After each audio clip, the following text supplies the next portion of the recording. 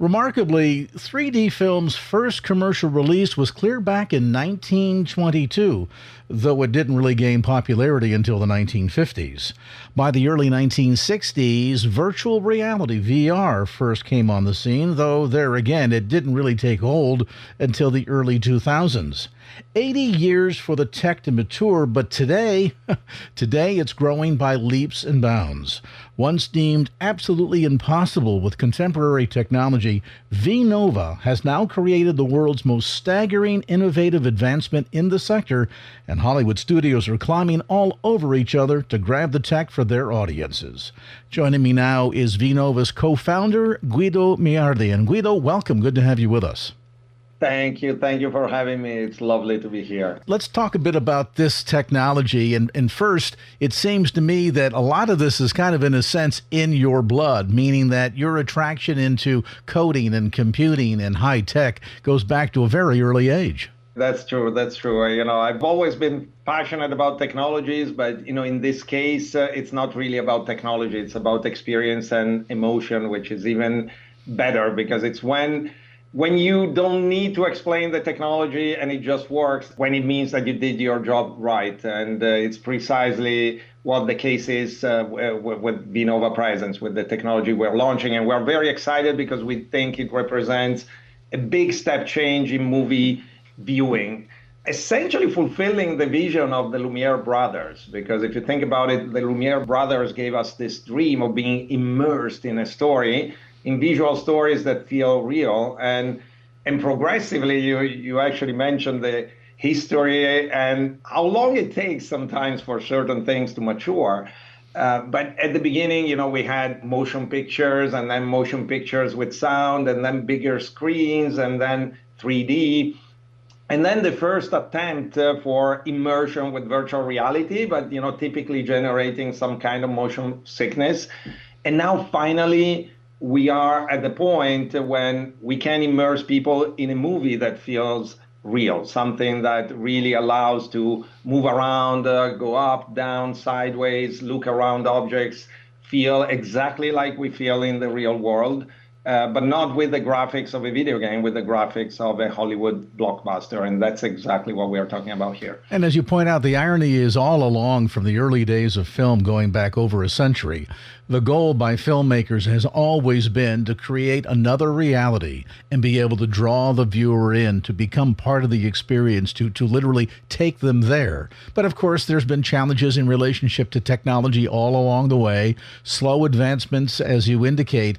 But this is really a game changer. And maybe you can help our listeners understand what is so uniquely different about V-Nova and the new approach that kind of really sets you head and shoulders above all the rest. The big difference is that actually so far, the attempts to immerse people in an experience were actually done with video. And, video is typically flat. If you create a bubble of video around a person, it's a nice gimmick. It looks like you are immersed in a reality, but as soon as you move your head, you notice that something is wrong because you cannot really look around things.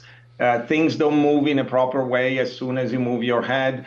And our brain is actually trained with real reality. So we immediately figure it out. Something is wrong. And different people react with different timing, but ultimately people feel motion sick. Some people like me very, very early on and very brutally. Some other people maybe would take time. But, ultimately it's not the phenomenal experience that it should be. Ultimately, we want to be transported into a world, a reality. And so it needs to feel real to our senses. In order to do that, so we cannot do it with video, we had to do it with something that is, as we call, volumetric. So you need the volumes, the real three-dimensionality of everything. And we need to be able to have the audience move with what is called 6 degrees of freedom. So the head must move in 3 dimensions. And then you can rotate it in 3 axes. So you have 3 dimensions and 3 axes, so 6 degrees of freedom. That's what it's called. In practice, you can move around and look around as much as you want, and it must feel real.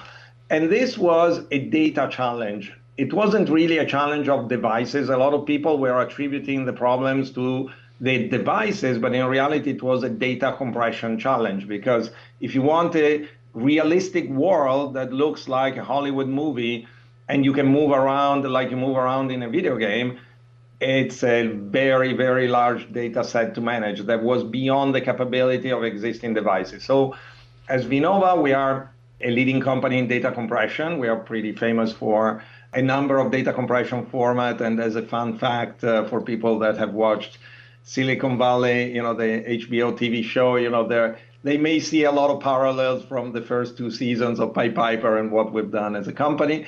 Essentially, we are compression experts. We felt a calling. We had to solve this problem, and we solved it. We enabled, via data compression, the possibility to immerse people in realistic worlds that look like film, but you can move around. Question, because a lot of people listening that may have a slight technological awareness would say, but hang on a minute here, Guido, when you talk about data compression, there's usually some kind of sacrifice that's being made somewhere in order to achieve the experience. And that's true certainly in audio, whether you're using data compression for MP3 to get the file down from 3 megabytes down to 1, to video especially tends to suffer. Is there been a real secret trick behind pulling this off? Well, data compression as always can be lossless. So, exactly like in audio, you can have FLAC that is lossless audio compression, or you can do like a very compressed, heavily compressed MP3, in which case you will hear some impairments.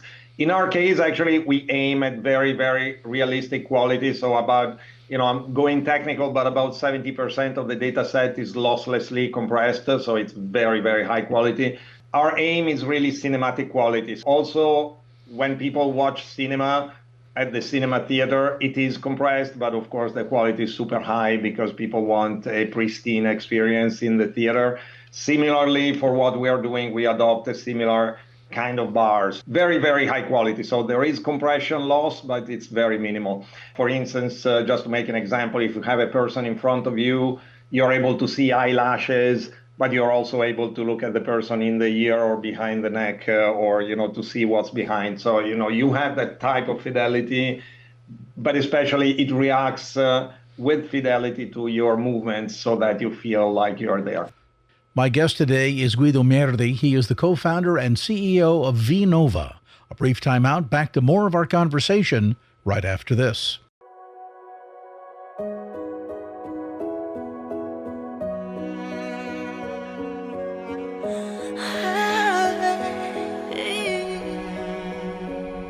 To the stars so far, you got me sailing past the sun above, the earth below, the laws of gravity got nothing on me, 'cause I'm weightless, weightless.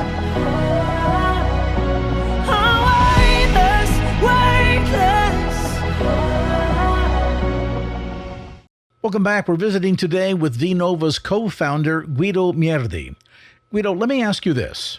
In addition to just the notion of being dropped literally into the experience, into the scene, it also creates sort of a unique experience in that everybody's going to be attracted to different parts of the scene at the same time. So it's almost in a sense like you can kind of write your own script. Is that logical?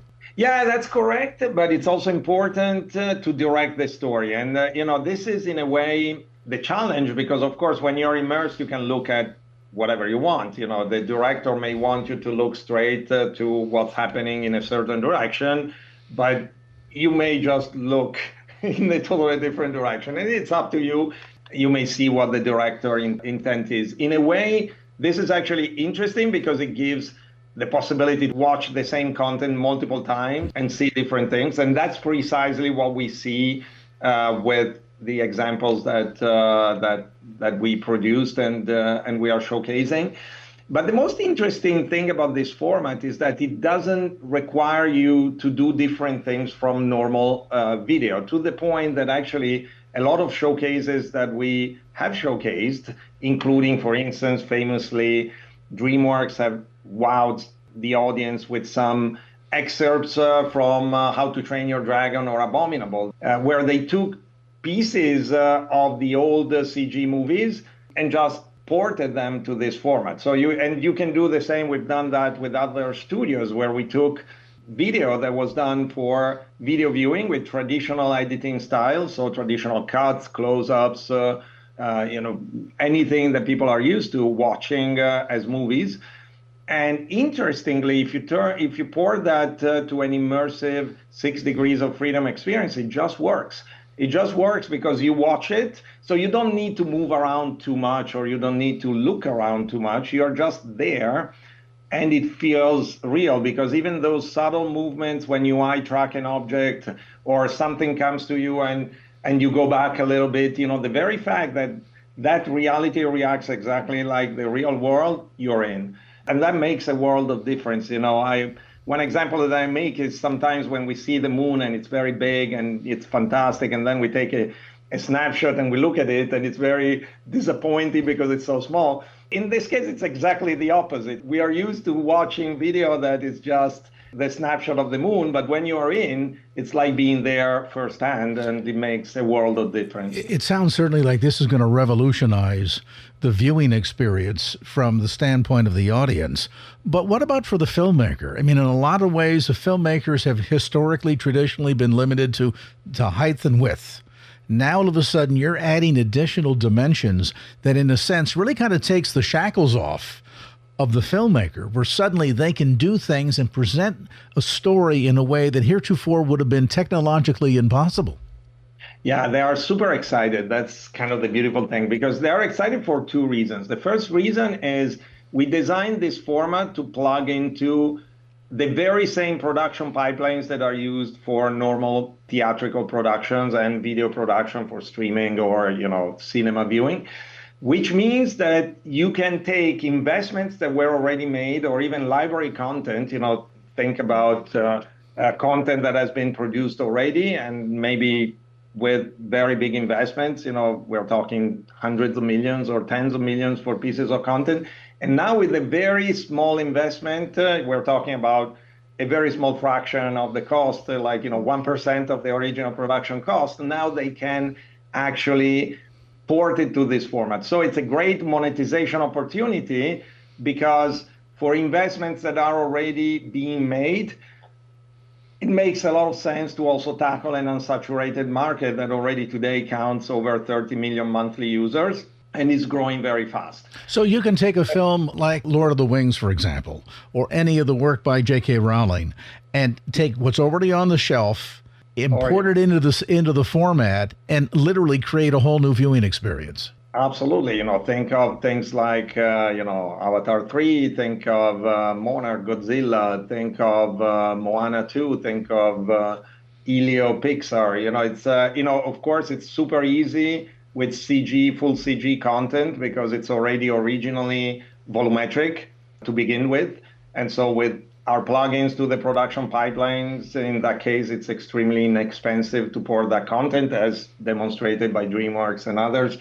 But it's also possible with live action. So it's also possible to convert, thanks to Gen AI techniques. It's possible to take live action film and port it to volumetric format, both with photogrammetry techniques and also using normal stereoscopic or monoscopic video production. So it's really possible to do it. And at the first level, so for filmmakers, it's a great opportunity, because they can reuse their content and give it a new life in a format that is just beautiful. But then, of course, as you correctly said, and we are already doing it in the productions that we are releasing to consumers right now, we had, for instance, a very renowned Hollywood director that is directing one of our showcase productions called Shark Karma. That is a short film that is quite exciting. The protagonist is a 15-meter shark that is also the good guy of the story. So, it's an interesting story that brings light to a big problem, but also has some very exciting action scenes. And actually, this director, Cinzia Angelini, who has won awards for animations and has directed traditional films for a long time, now she's experimenting with what it means to have the audience immersed, because you can do cuts in a new way. Exactly as you said, you can design the shots in order for the audience to move the camera in a way and start from a certain point and look to another point using sound cues, because it's also spatial sound, or using objects that make you look in a certain direction. So it's actually quite exciting from a filmmaking point of view. You can do the very same thing that you've always done and it works. But of course, like every new thing, now you can also experiment with new ways of doing things. When TV came out at the beginning, people were doing radio shows just with video, and then they learned how to do proper TV. Similarly, we envision something like this is happening with immersive storytelling. Yeah, it's fascinating. You talk about theater, and there's always that notion of, well, don't break the fourth wall, right? And yet here is a sense where we have put the fourth wall back up and dropped the audience into the middle of the set. And so now they are literally a participant in what's going on. And I think in terms of just completely revolutionizing the viewing experience, sets it into an absolutely whole new dimension. Yeah, and the emotional impact is beautiful to watch. One example that hopefully will release to consumers soon is a pilot that a big studio did with a very high quality production that they have done at very high cost, and with very modest investment, it was ported to V-Nova PresenZ. And actually, when we showcase it in user tests or also showing it to executives, it's amazing because they've seen the content already, because it's a pretty popular piece of content. But when they see it from inside, it's a whole new thing. It's like seeing something different, even if it's the very same thing. And that's kind of the beautiful thing about this format. It feels real, and so the emotional charge of the scene, really a new way to watch content. My guest today is Guido Meardi. He is the co-founder and CEO of V-Nova. A brief time out, back to more of our conversation right after this.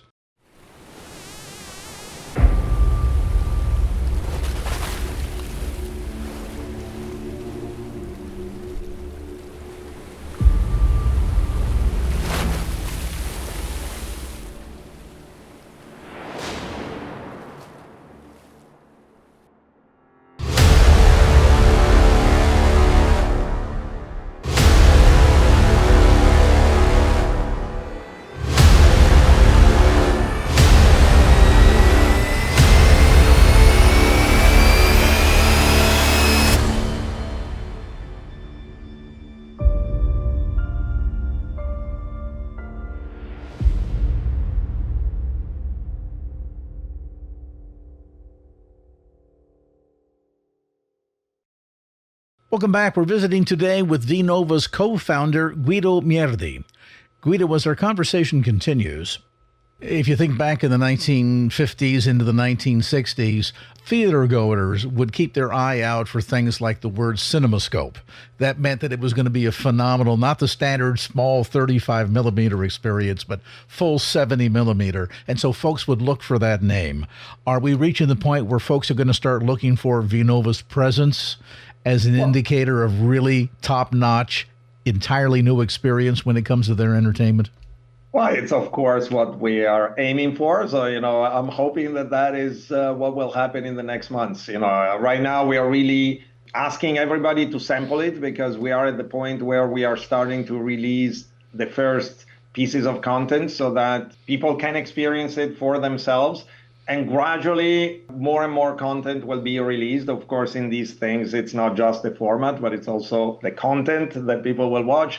We have the first showcase content that we produced. Of course, those are low-budget productions, like the one I mentioned that is beautiful, but still a low-budget production. We're not talking Avatar or Star Wars or anything like that. But the nice thing is that studios are piloting and watching, and so given user reaction, and especially looking at the feedback that we'll get from the audience, it's quite possible that we will have incredibly popular IP movies coming to the format pretty soon. That's actually what we want to do. We want to empower the creative community to use this medium in a new way. It's an unsaturated market, so it's a great opportunity. We're all talking about the market becoming smaller and people losing their jobs. Here we have a completely new greenfield to conquer. So, it's all additive, and, I'm hoping that people will use this opportunity to wow the audience and make a lot of good business. You hear often in the high-tech world in Silicon Valley, we use the term game changer,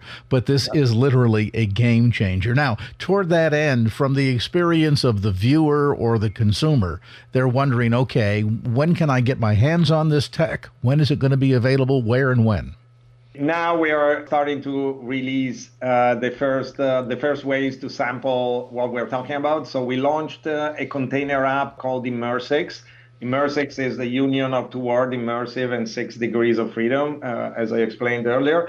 It's now available already on the Steam store. So for the PC VR community, it's available immediately.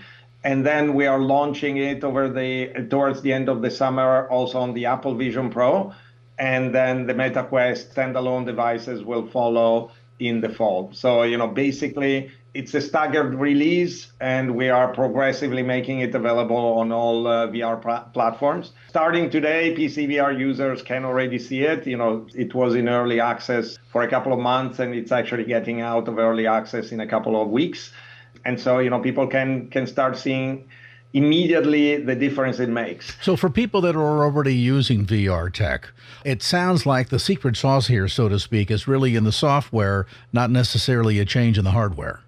Completely. Of course, we love the fact that better and better hardware is coming out, because especially if you want people to watch long form content, you don't want to have 700 grams on your face. Luckily, the devices that are available today are already awesome, and new ones that are even lighter and cheaper and better quality displays are coming out basically in the next months. So it's an amazing situation for the expansion of the medium from just gaming to entertainment. Entertainment is, of course, much more interesting to normal audiences, so not just gamers, but people that may want devices that are convenient to use. So devices are great.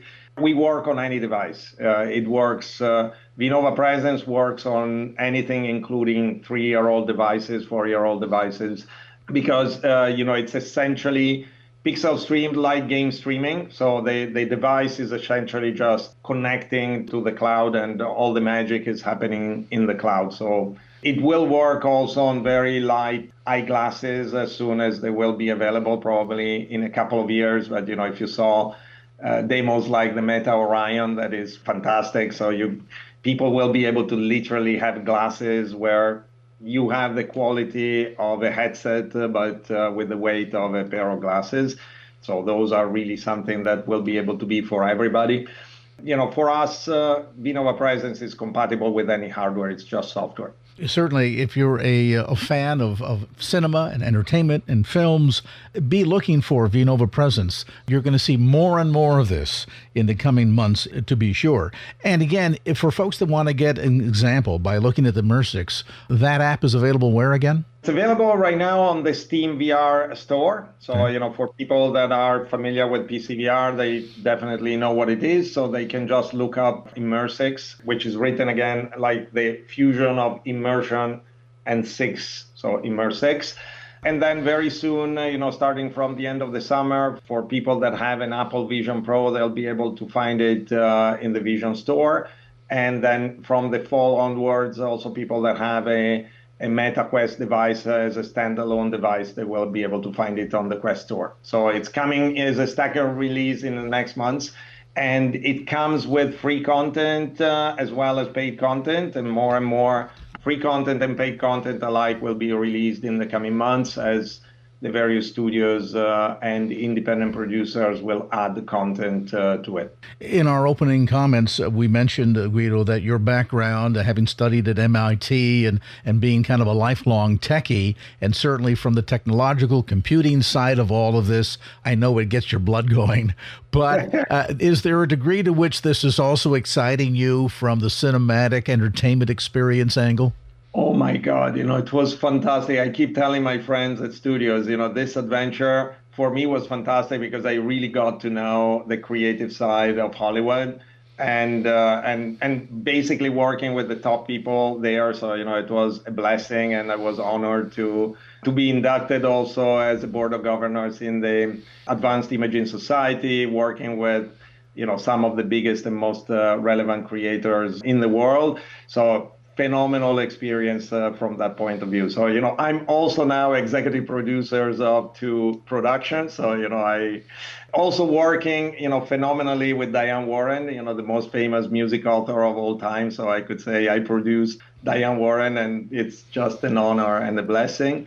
And working with talents like Cinzia and the other ones that I mentioned earlier. So, amazing experience. Well, in all of your busyness rolling out this new technology, make a little time to build the shelf, because I think you're going to need a large one for all the Academy Awards that will undoubtedly be coming your way down through the years as this grows and gets attention, and not only in terms of just how it's revolutionizing the entire film experience, but also the way in which it does something entirely new from the audience standpoint that takes you from that sort of spectator side of the equation to literally be dropped in to the actual scene itself. It's exciting stuff, Guido, and we sure appreciate your time and wish you and all of your colleagues there at V-Nova much continued success. Thank you very much, Craig. Super. And, thank you very much for the wishes. Of course, I hope that too. And, we have a lot of shelf space available next to our 3 Lumiere Awards. So for now, we went for the technology side of Hollywood, the Lumiere Award. We'll look forward to